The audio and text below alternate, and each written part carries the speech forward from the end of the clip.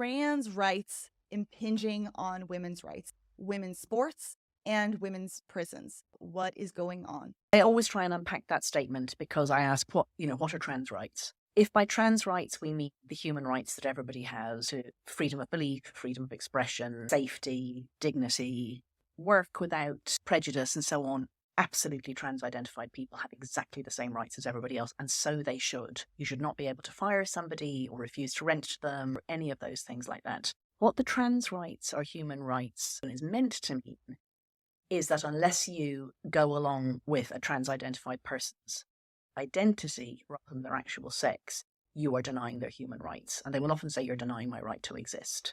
So if a man who identifies as a woman takes that as meaning that he can come into women-only spaces, he destroys the women-only spaces.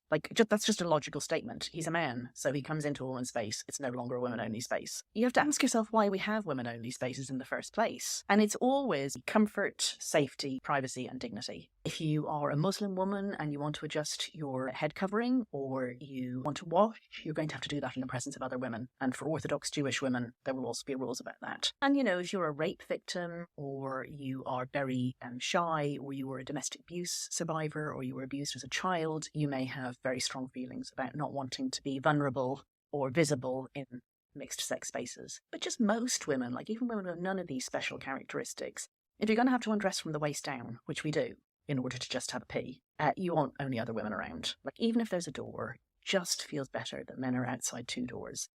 That's why we have single-sex spaces, and if men can say, I'm a woman, and come into them, they're no longer single-sex.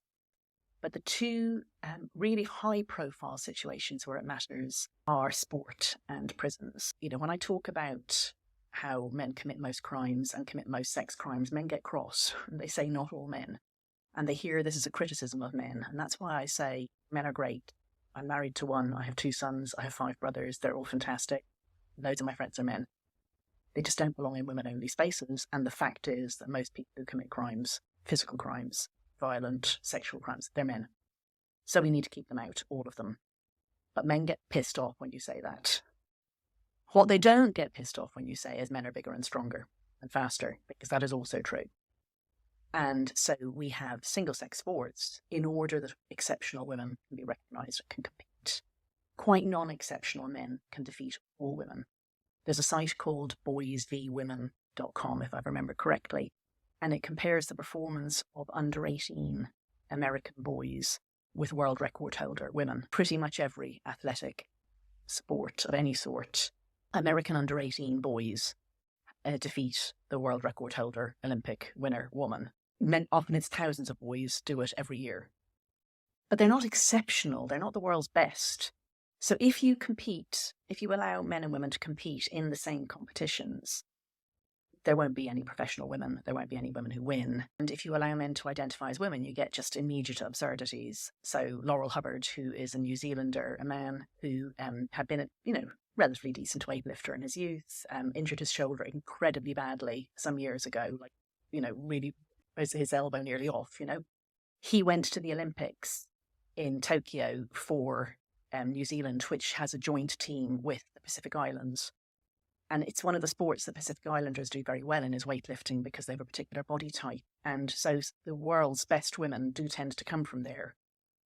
So he displaced a woman from the Pacific Islands, an 18-year-old girl, to go on to be on the team. He didn't get placed, but there was a young woman from a poor country who had survived domestic violence as it happened to the child, who missed out her one and only chance probably of going to the Olympics and presenting her country, because a man who was in his 40s, who had suffered a career-ending nearly injury, who really wasn't very good as a man, he wasn't even lifting at national level in New Zealand, went instead. So that just shows you the incredible difference that there is between men and women. And the thing is, it's very visible. Laurel Hubbard doesn't look like a woman. Of course he doesn't look like a woman. He's not a woman.